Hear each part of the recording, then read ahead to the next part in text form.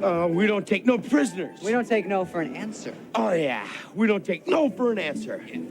We don't take no for an answer. We don't take no for an answer. No. Okie dokie. No. Gotcha, thanks. Terrific. Thanks for your time. Let me say, maybe. Well then, I'd just like to add that the spectrometer readout on the nickel-cadmium alloy mix indicates a Goodrich strobe and fade, decreasing incidence of wear to the pressure plate. If you could just... Whoa, little fella, you're not speaking my language. What my associate is trying to say is that our new brake pads are really cool. You're not even going to believe it. Like, let's say you're driving along the road with your family, and you're driving along, la-li-la, woo, and then all of a sudden there's a truck tire in the middle of the road, and you hit the brakes. Whoa, that was close. Now let's see what happens when you're driving with the other guy's brake pads. You're driving along, and all of a sudden the kids are yelling from the back seat, I gotta go to the bathroom, Daddy. Not now, damn it. Truck tire. I can't stop. Help! There's a cliff. And your family's screaming, oh my God, we're burning alive! No, I can't feel my legs! In comes a meat wagon! Wee, wee, wee. And the medic gets out and says, oh my God. New guy's in the corner puking his guts out. All because you want to save a couple extra pennies. And to me, it doesn't... Get out. Now. Sir. Do you validate? Now. In 1995's Tommy Boy, Tommy Callahan used a story, rather unsuccessfully, to paint a customer experience, in this case a B2B to C, business to consumer, customer experience. His effort left more than a little to be desired. While stories can be an effective way to present the customer experience, Jim Tincher learned long ago that stories aren't enough. After cutting his teeth in CX at Best Buy, he fell in love with B2B CX and eventually wrote a book on the subject titled Do B2B Better, Drive Growth Through Game-Changing Customer Experience. I asked him to join Next in Queue to talk about B2B CX, and I didn't take no for an answer. This week, we discuss the differences between B2C, B2B, and B2B2C, the most critical customer emotions to measure, how AI will be incorporated differently in B2B CX, what separates CX changemakers from CX hopefuls, the potential future of customer surveys, and one piece of advice regarding presenting to executives. Let's get to it.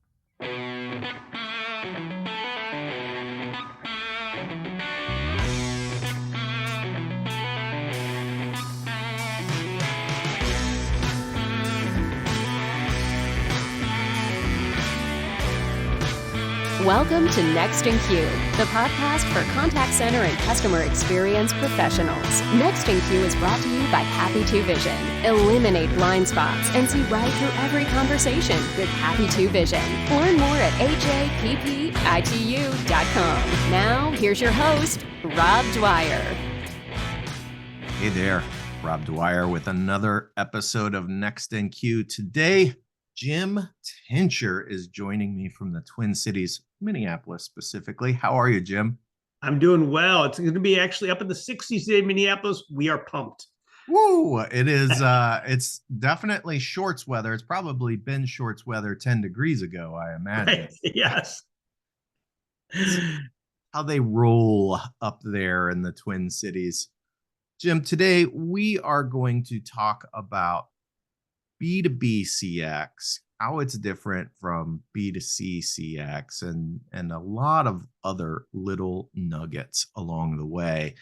And I love it when I'm able to bring on people who I can say, you literally wrote the book on this, because You did. I can even see it in the background there. Do B2B better, and you've written another book as well. So you are all about customer experience, and in particular B2B. But let's start out. I always like to make sure that I don't assume too much about what the Right. audience knows. Let's start out and let's define these terms that I'm already throwing out. B2B, B2C, what do those mean? Sure. So B2B is that, well, B2C is probably pretty familiar. Much of customer experience came from that field, and it is retail. It is, we worked with the YMCA, for example. It is those that sell individually to consumers. Obviously, the D2C, direct-to-consumer space has become more popular in the last 10 years, but it's anything where you are selling to the end consumer. And so, yeah, so again, retail as healthcare is another. B2B is then when your customer is a business. And it adds significant complexity to that because I cut my teeth in customer experience at Best Buy. And I remember when I was there in the early to mid 2000s, it was mind-boggling to us, maybe overstating a little bit, that when you were selling, for example, a computer, you didn't just have to sell to the person buying, you also had to sell to the spouse. Yeah. And that was like all new behavior that we actually learned that often, even if a husband was buying it, the wife actually controlled the purse strings. They had to make sure they were both engaged in the process. That was completely new to us. Well, now let's look at B2B. And in that case, it's that times a billion. We look at, in my book, Do B2B Better, I include Roxy Strominger as an example. She's with the software company UKG. UKG creates software for HR and benefits, for example, payroll, taxes, and others. And you think of all the stakeholders involved in that. Not only do they have to sell to the chief HR officer or CHRO, they are involved with benefits, they're involved with payroll specialists, and if it's a global company, there may be hundreds or possibly even 1,000 different influencers inside the organization. You'll have IT as well as HR, not even count all the different users that are there. And it's significantly more complex than almost any B2C environment. Yeah, absolutely. That raises a couple of questions for me, but I'm going to start with this one. Sure. You cut your teeth at Best Buy, right? Yeah. Doing B2C customer experience. What made you more passionate about B2B and want to focus on that space? Because it's so much more complicated and it's often ignored. If you look for great resources, they just aren't there. Now, we did hundreds of hours of interviews for the book, and the theme over and over again was, I'm in B2B, and I can't apply a retail example to my work. I can't apply all these, people would talk about Amazon. It's great. How do I apply Amazon learnings when I'm at Dow, the big chemical manufacturer? It just doesn't apply. Yes, I need an easier website. Got that. Fantastic. But what if I have to work about shipping across the world and communicating around that? I can't take lessons very well from Amazon. And there just aren't a lot of resources. And that's why I got really passionate about it. Now, I mentioned I cut my teeth at Best Buy. And when I was there, I started in small business. I went to Best Buy, and I naively thought, every company is customer obsessed. That's just how you do business. Everybody is customer obsessed. That's the way it works. Then I joined a large health insurance organization. And I discovered I was wrong about that.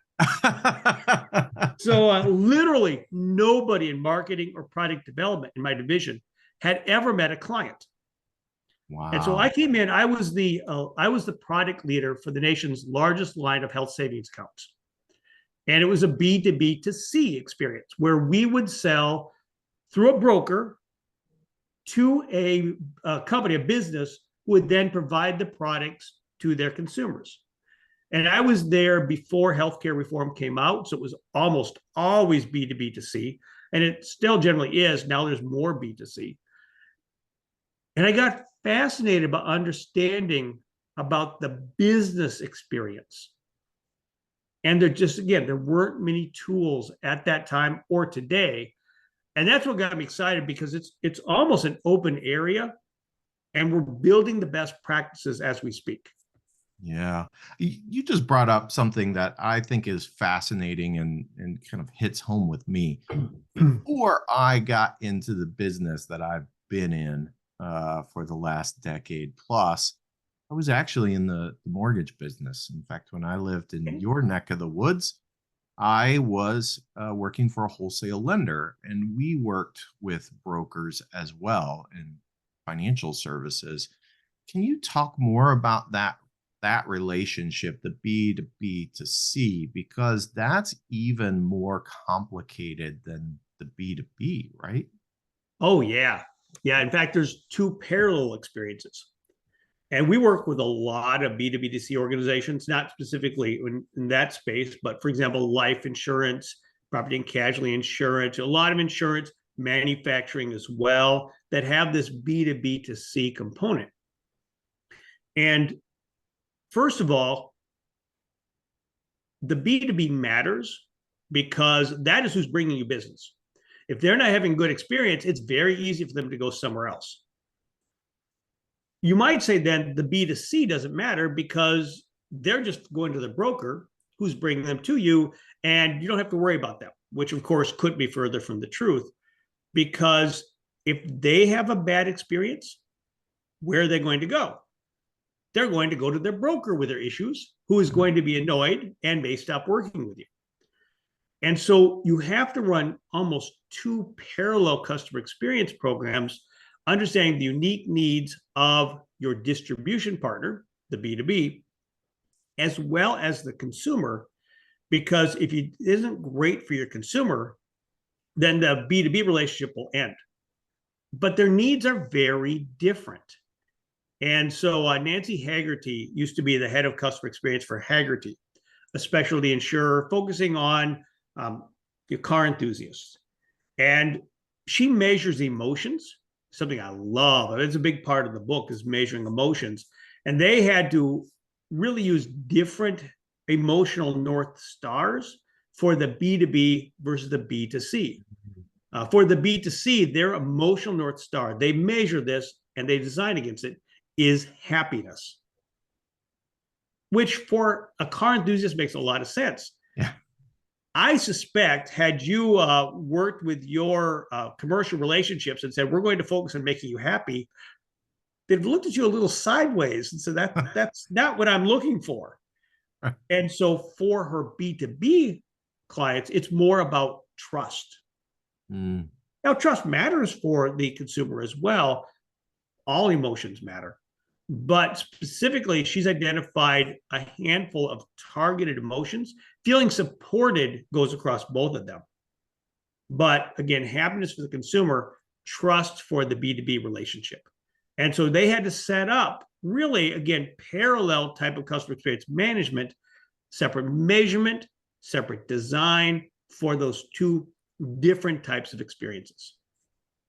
That's really fascinating. And it touches on something I wanted to ask you about, which is, do these different types of CX programs or setups require different tools and different measures? And what I hear you saying is absolutely different measures Yes, are definitely there. So do you see often that in that type of environment, I need a different tool or suite of tools to manage things?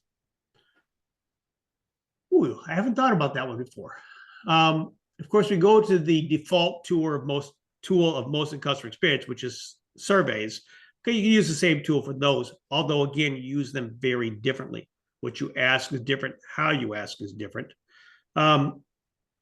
One of the things that I'm very fascinated about, it's a very early days, is journey orchestration. That is an AI tool that can actually create individual journeys. Now, that is more commonly done on the consumer side simply because there's more volume there. And that's one that likely wouldn't be used, at least not directly on the B2B side. On the B2B side, typically, not always true, in a B2B2C organization, you orchestrate the journey through people. You have your wholesalers or whatever the role is, and you have individuals who are working with the business, your business customer. But on the consumer side, often there's just too much scale. It's not, it doesn't make sense to have individuals own, for example, if you're a life insurance organization, you'll have an individual who is responsible for each of your brokers or agents, but you won't have individuals responsible for each of the end consumers because, again, the scale is too high. And so in those situations, technology becomes even more of a tool. Still matters for B2B, but becomes much more critical on the B2C side. Yeah, interesting. Is AI really getting more prevalent in that B2B space, or do you think that we're still going to rely on humans longer in B2B than we ever will in, for instance, B2C? Well, and of course, the really lame answer is it depends. Yeah, we're That's a good answer. We're working with a global manufacturer, and they have something along the lines of 12,000 customers. They cannot have personal relationships with 12,000 customers because the small customers will not be willing to pay for that. But they certainly will have personal relationships with their biggest customers.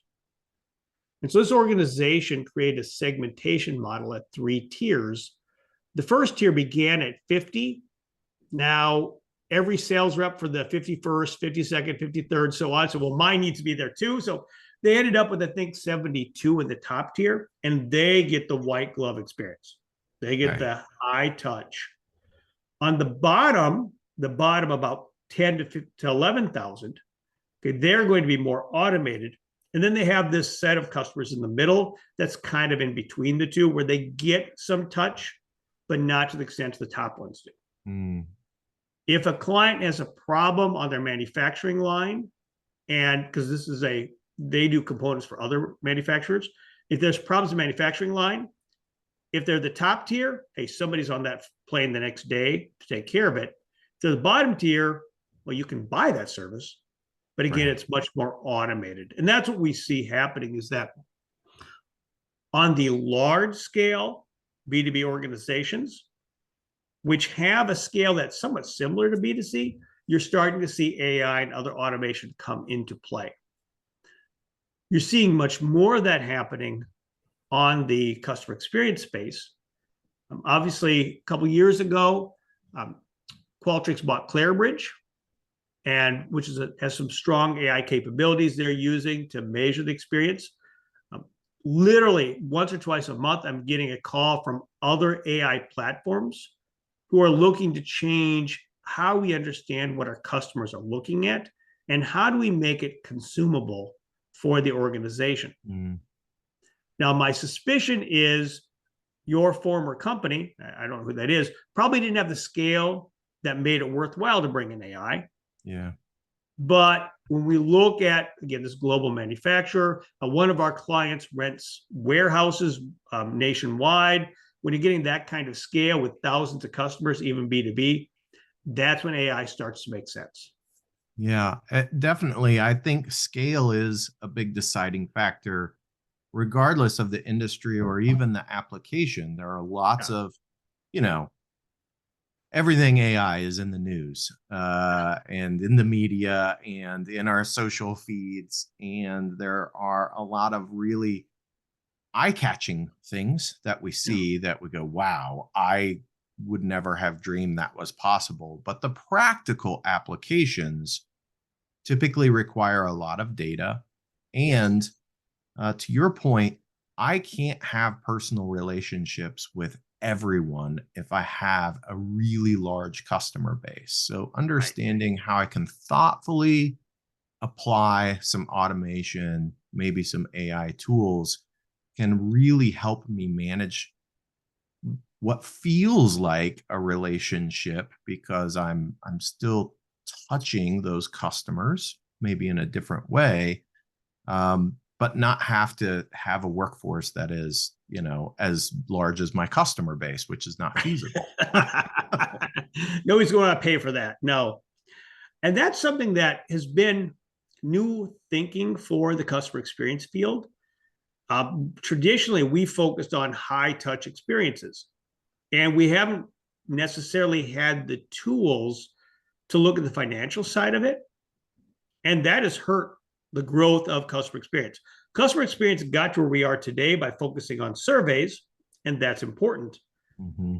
But it's pretty much hit a ceiling on the survey only impact, because we're the only part of the organization that speaks entirely in surveys. Every other part of the organization, customer service, customer success, HR, let alone operations, finance, they use hard data. Mm-hmm. And that was one of the things that really impressed me when I did these interviews for the book, is that the change makers are those who can actually show they're creating business impact. They're only 22% of all customer experience leaders. They rely much more on the language of the business, on the data, than do the hopefuls. And the hopefuls are doing good work and they hope it matters. But because they can't connect it to the rest of the business, they never actually know. And one of the things that I found in my research is that I've written in the past how customer experience can be a lonely role, because just a handful of you trying to change the whole organization. And I was at an event we have called the Customer Experience Fellowship, where we have a half dozen really advanced CX leaders. And they said, well, I'm not lonely. I've got more. It's because they're spending a lot of time talking with the business. In fact, some days they'd like to be lonelier because they spend so much time talking with the business, and that's how they have their impact. One of my fellow CXPA board members spends something like 60% of his time just talking with executives, influencing them, taking the work of the team and distributing it across the organization. And that's what a change maker is about. Much of customer experience is focused on marketing and research. And I was blown away by an IBM study, 2021, where they asked executives of specific CEOs, over the next 2 years, who do you expect to rely upon the most of your executives? And the answers far and away were the CFO and the COO. Now, the CIO/CTO has made gains and is becoming more popular. But the CMO, Chief Marketing Officer, weighed on the list, and the Chief Customer Officer didn't even make the list. And yet, our industry spends a lot of time talking to marketing, but rarely to operations and almost never to finance. Yeah, that seems like a miss for a lot of CX professionals, that they're not reaching out into all of the C-suite, right? Because ultimately, all of those different functions impact customer experience in one way or another. And if you're not understanding, number one, the challenges that those individuals face within their part of the organization and what their motivations are and kind of how they see things. And then number two, if you're not trying to add some influence about, hey, this is what you could be doing differently to impact CX, like that's a big miss, and it's really hard to get some momentum. Oh yeah, and to get funding. In our interviews, some of the first questions we'd ask is, so say, Rob, I'm interviewing you. I'd say, so Rob, if I were to ask you whether your customer experience is getting better or worse, How would you answer that? Almost universally, the answer was surveys. So Lisa Hagen, I featured her in my first book, How Hard Is It to Be Your Customer? I was interviewing her and she said, well, I'd look at customer surveys. My heart starts to drop. She says, but then I'd look at, well, is customer churn going up or down? Do we have more or fewer complaints to the contact center? Are we cross-selling and upselling more? And so my heart comes back again because that answer I want to hear and rarely did. But then I would go to a second question. I would say, how would your CEO answer that same question? The most common answer I got back was, well, the same surveys. I don't see many executives reviewing surveys, but then I would ask the third question. How would your favorite finance person answer the same question? And of course, the answer I'm looking for is, okay, are we losing revenue because of customer churn? Are costs from complaints going up? Instead, what I got is blank looks. And one person said, well, Jim, you're making an assumption that I know somebody from finance. Oh, you got me. Yes, you got me. I did make an assumption you knew somebody from finance. But often there is no relationship there. And if you're reporting on survey results, and let's say you had a project idea that you could improve NPS by 20 points. Okay, great. And somebody else worked at finance and says their project idea is going to cut $1 million off costs. Well, who's going to get the money? Every time it's going to the cost cutting. But if instead you could say, this project I'm doing is going to increase NPS by 20 points. But more importantly, I expect we're going to get about $2 million in upsell. We're going to retain another $3 million in people who were leaving in the past. So that should be about a $5 million upside. Well, now you're in the game. Yeah. CEO may still decide on $1 million savings versus $5 million in revenue. Probably not, but could. But at least now you're talking the right language. And when we were at our conference, our Do B2B Better conference in October last year, Roxy, I mentioned her earlier with UKG, she showed us, then quickly took down her Excel spreadsheet that says, if we improve these facets of customer experience by this much, here is the upsell potential. Here is the cost savings potential from doing that. She had it all. She'd worked with finance to build a tool to show the impact. That's an incredibly mature program. But 4 years ago, she started in that job. So in the 4 years, she's made incredible impact through partnering with different parts of the organization to really prioritize customer experience, but also to document how it creates a healthier company. Yeah.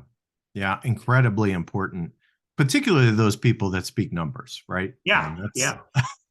The rest of the business speaks numbers. And if you're there talking stories, stories are important, but you need to connect the stories to the numbers. Right. I wonder, we've talked multiple times about how CX relies on surveys, but as the technology gains continue to accelerate in how we can understand customer behavior, customer sentiment, all of these things, do you see a time where maybe we just stop relying on surveys and use analytics that we get from other data points to really inform how we're performing and where we can make gains? I don't know if we'll see surveys go away in the next 10 years, but we will certainly see them deprioritized. There's something that you can do that's unique with surveys that you can't do with other listing posts, but several answers to your question. First of all, coming back to the AI, much more, we're going to be able to learn much more from open-ended text, whether that's from calls, whether that's from surveys, whether that's from emails. So that's already starting to happen and is building up more of a reliance. And you can get much more nuanced reporting on, for example, emotions from that. So that's one part.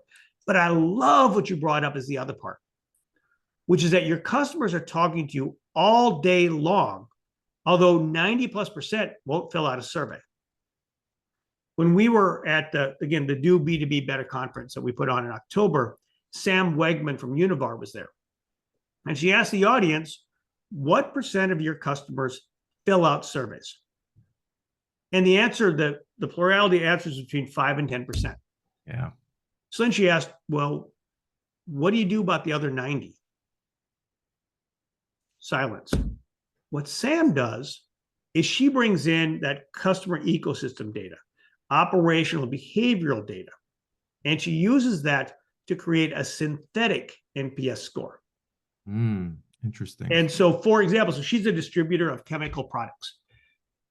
So Rob, you're my client, and if you've opened up 6 complaints this year or this quarter, I don't really need a survey. I know you're probably not very happy. If every time when you try to order, 30% of the time we can't meet your order, or if 30% of the time we're not delivering when we promised we would, again, I don't need a survey. I know we're not doing a great job. But very few programs have gotten that level of maturity yet. Now, maybe Sam's not a great example because she is up for CX Leader of the Year. I'm voting for her. I don't have a vote, but if I did, I would give it to Sam. She's amazing. But again, she's only been doing this about 3 years. And another example of some change makers who really first step is to understand the business. The second step then is to bring customer experience to that. And she's been able to do amazing work through, again, a focus on the business first, customer experience second. And it's a hard lesson and a hard message to say, if you want to create a great customer experience, first you need to focus on the business being successful, because that's how you get the funding to pay for the improved customer experience. Yeah. You know, it's very fascinating to me because I think a lot of people will say, well, you focus on the customers and the numbers will take care of themselves. In fact, I just had this conversation with Annette Franz, and I think there's truth to that. And at the same time, what you're saying is, right, business people are going to look at the numbers. And so I have to focus on how I can impact the business by focusing on the customer in order to essentially get permission and funding to do so. Is that accurate? Right. So Rob, let's say it's the end of the year. You're in a room with the fellow executives and you're saying, hey, our cross-sell went up 4% last year, and that was customer experience. I'm taking credit for that 4% lift. I would love to watch you try to make that claim. Because sales is going to, and marketing, they're going to eat you alive. Right. But if you can say, we know that the best predictor of order velocity is confidence. That when we create more confidence in our customers, or now it's enjoyability, others it's trust, but let's say it's confidence. We know that when confidence goes up, then order velocity goes up. We have a direct connection. We've analyzed that over the last few years of data.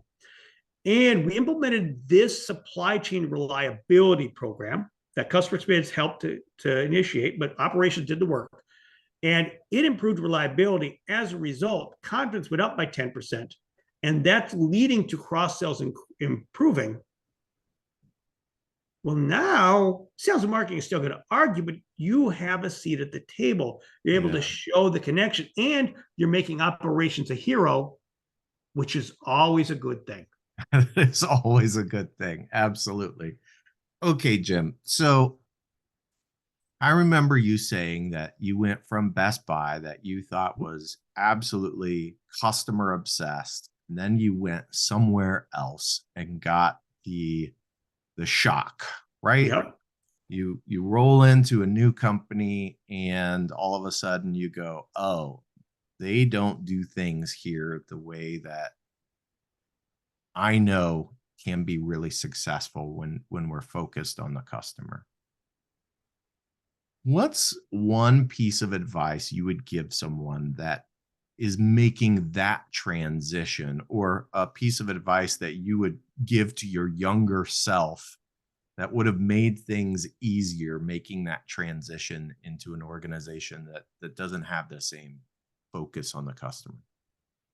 Well, I would start with what I did, which is to find a business problem. Mm. And so I mentioned we were the nation's largest line of health savings accounts. Yet, even when people had the right health plan, they were eligible for the HSA, and their organization would give them hundreds of dollars of free money, 1 out of 7 people wasn't opening the account. That was my business problem. And so what I did then is I looked at old focus groups we had from 2 years ago. I looked at our call types, call volumes. I looked at a recent survey that had just been done just as I got there, a satisfaction study. And I put together 5 themes that were related to why we're having this problem. And so what I'd do is I'd start with a quote from a customer. I would show what the satisfaction study had to say. I'd bring in the call types related to this problem. And then I would end with a video from the focus group talking about the impact of this issue. Like, for example, the complexity of the product. So that's the first advice I would give, is get that business problem, go after that. The second advice I would give is to don't do like I did and surprise your boss's boss with the results in front of his boss. You learned a very important business lesson that day, didn't you? Yeah. I took somebody who promoted me and immediately made him my enemy.